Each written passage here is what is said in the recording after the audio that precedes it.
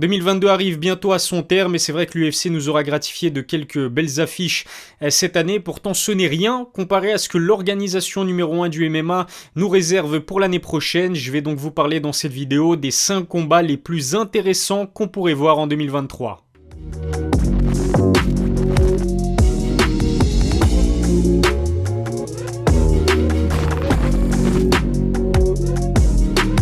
Salut à tous, c'est Elias, j'espère que vous allez bien. On se retrouve aujourd'hui pour une nouvelle vidéo. Je vais vous parler des 5 combats les plus explosifs que l'UFC doit absolument organiser en 2023. C'est vrai que 2022 c'était une sorte d'année de transition, j'ai envie de dire, puisqu'on a connu le couronnement de 9 nouveaux champions. Cette année, on aura au total 10 nouveaux champions, puisque vous le savez, Jan Blachowicz et Magomed Ankalaev vont se disputer la ceinture laissée vacante dans la catégorie des lourds légers par Jiří Procházka qui s'est gravement blessé à l'épaule. En plus de cela, il faut dire que de nombreuses légendes ont soit décidé de quitter l'organisation ou même de prendre leur retraite comme Nate Diaz ou encore TJ Dillashaw. Je suis persuadé que 2023 sera encore beaucoup plus intéressante en termes de qualité d'affiches et de combats. Avant de vous en parler, assurez-vous de bien être abonné à ma chaîne YouTube, lâchez un pouce bleu, ça fait toujours plaisir. Suivez-moi sur mes réseaux sociaux, tous les liens sont dans la description et puis mon sponsor Nutrimuscle vous propose toujours 10% de réduction sur l'ensemble de ses produits grâce au code NM-IS10, lien vers leur site dans la description.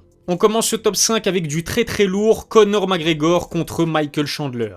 Le Notorious ne compte qu'une seule victoire depuis 2018, pourtant il reste l'attraction numéro 1 de l'UFC et par définition du MMA. Multimillionnaire, il semble toujours déterminé à combattre dans un octogone. Le souci c'est que McGregor a besoin d'un partenaire de danse idéal pour le faire briller et lui permettre de vendre un maximum de pay-per-view. Je ne vois personne de mieux placé que Michael Chandler pour produire un véritable feu d'artifice pendant leur combat. Michael Chandler n'est pas le plus talentueux des poids légers, en revanche il est l'un des combattants les plus spectaculaires de tout l'UFC. Qu'il gagne ou qu'il perde, l'américain offre toujours du pur divertissement aux fans de MMA. Puissant et explosif, son approche est extrêmement offensive, quitte à négliger l'aspect défensif de son game. Il aime prendre beaucoup de risques, comme on l'a vu faire face au spécialiste de la soumission qu'est Charles Oliveira. Pareil contre le redoutable Justin Gaethje où on a pu voir Michael combattre en baissant sa garde et en occupant le centre de l'octogone, c'est un vrai taré. C'est justement contre ce genre de profil que Conor brille. On l'a vu réaliser un très beau premier round contre Dustin Poirier pendant le rematch. Inutile de vous rappeler que McGregor avait remporté le premier combat dès la première reprise, sans oublier la masterclass contre Eddie Alvarez ou encore plus récemment Cowboy Cerrone. L'Irlandais est beaucoup plus à l'aise contre des combattants au profil de striker plutôt que de grappleur. On sait que Michael Chandler a un solide background de lutteur, mais il n'a pas peur d'aller à la bagarre. Si ce combat se fait, attendez-vous à une pure démonstration de boxe anglaise et de kickboxing.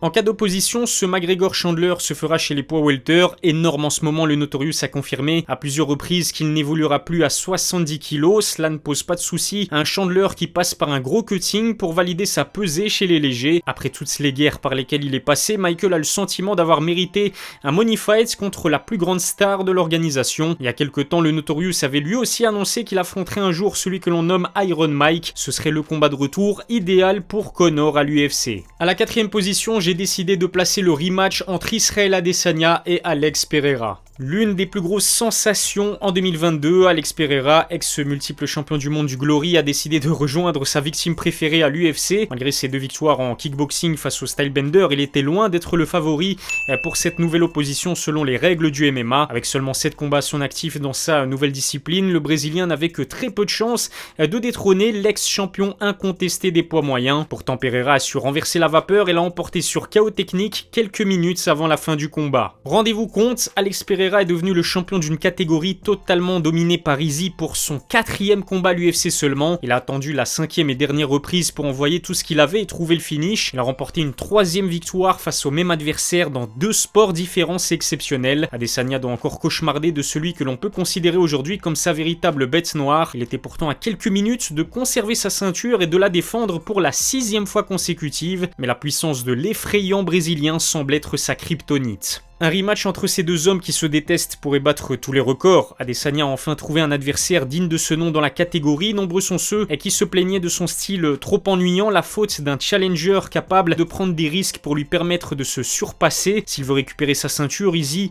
devra afficher un visage beaucoup plus agressif qu'à son habitude. Une stratégie à double tranchant qui risque de rendre cette revanche encore plus intéressante. L'UFC pourrait être tenté d'organiser pourquoi pas ce rematch en février lors de l'UFC en Australie. À la 3e place, l'UFC devrait absolument organiser un combat entre Khamzat Chimaev et Colby Covington. C'est un combat auquel Dana White pense depuis un petit temps maintenant, celui entre deux des meilleurs poids welter à l'heure actuelle, à savoir Khamzat et Colby. Le Tchétchène reste sur une victoire très impressionnante contre Kevin Holland. Il n'a pas pris un seul coup et n'a eu besoin que d'un peu plus de 2 minutes pour soumettre la ceinture noire de Jiu-Jitsu qu'est l'américain. En assistant à cette performance, on s'est tous dit que Khamzat aurait littéralement humilié un Nate Diaz qu'il était censé affronter. C'était avant qu'il ne chamboule la carte principale de l'UFC 279 avec sa pesée ratée. Khamzat est toujours invaincu après 12 combats de MMA. Au-delà de son invincibilité, c'est sa domination nette et sans partage qui impressionne à chacun de ses combats. Seul Gilbert Burns a été capable de lui donner du fil à retordre, mais il faut dire que le Brésilien est l'un des meilleurs poids welter à l'UFC. Khamzat n'en était qu'à son 11e combat professionnel lorsqu'il affrontait le compétiteur hors pair qu'est Gilbert Burns. Du haut de ses 28 ans, Chimaev a encore une belle marge de progression devant lui, c'est terrifiant. Si l'affiche contre Covington est officialisée, on pourra dire qu'il s'agit du plus gros test de la carrière de Khamzat et de très loin. Contrairement à ses précédents adversaires, le Tchétchène aura en face de lui un lutteur de très haut niveau en la personne de Colby. Même Kamaru n'a pas voulu tester la lutte de l'américain et s'est rabattu sur la boxe anglaise. Je doute vraiment que Khamzat emmène Covington au sol aussi facilement qu'il a l'habitude de le faire. En plus de cela, Colby possède un striking très sous-coté et une endurance à toute épreuve.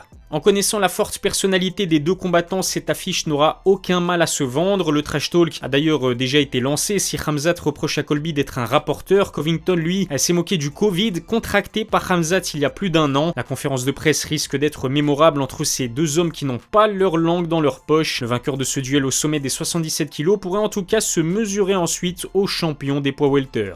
Et justement, en parlant de la division des welterweights, Kamaru Usman, Leon Edwards, numéro 3, arrive à la 2e place de mon classement. C'est la surprise de l'année, l'un des renversements de situation les plus incroyables de l'histoire de l'UFC. Kamaru Usman, ex-numéro 1 pound for pound, ancien champion incontesté de la catégorie des 77 kg, invaincu depuis 2013, s'est mangé le premier KO de sa carrière après 22 combats professionnels. Alors qu'il se dirigeait tranquillement vers une victoire sur décision unanime, le Nigérian s'est fait surprendre par un high kick monumental. Leon Edwards a réussi à complètement renverser la tendance d'un combat que pratiquement personne ne le voyait remporter. Le Britannique a marqué l'histoire le 20 août à Salt Lake City. Le Jamaïcain d'origine est en plus devenu le premier combattant à infliger un takedown à Kamaru Usman. Leon n'est pourtant pas un lutteur de formation. Le nouveau champion des poids welter a vraiment dû faire preuve d'un sacré mental pour l'emporter face à un champion aussi dominant que celui que l'on surnomme le cauchemar nigérian. La question que tout le monde se pose, y compris Khabib, est de savoir comment Kamaru va rebondir après avoir encaissé un KO aussi dévastateur. La trilogie sera beaucoup plus serrée que les deux précédents affrontements. Contrairement à Israel Adesanya, Usman était un champion qui inspirait la peur auprès de ses adversaires, la faute à une puissance dévastatrice, une condition physique exceptionnelle, un menton solide et un mental à toute épreuve. Le voir perdre de cette façon a quelque peu écorné son image d'épouvantail de la catégorie. Une chose est sûre, l'ex-champion voudra absolument remettre la main sur sa ceinture. La trilogie pourrait avoir lieu le 18 mars à l'UFC 286 qui se déroulera à Londres, ce serait fantastique. Et à la première place, on retrouve sans surprise ce qui pourrait être l'un des meilleurs combats de l'histoire de l'organisation, Francis Ngannou opposé à Jon Jones.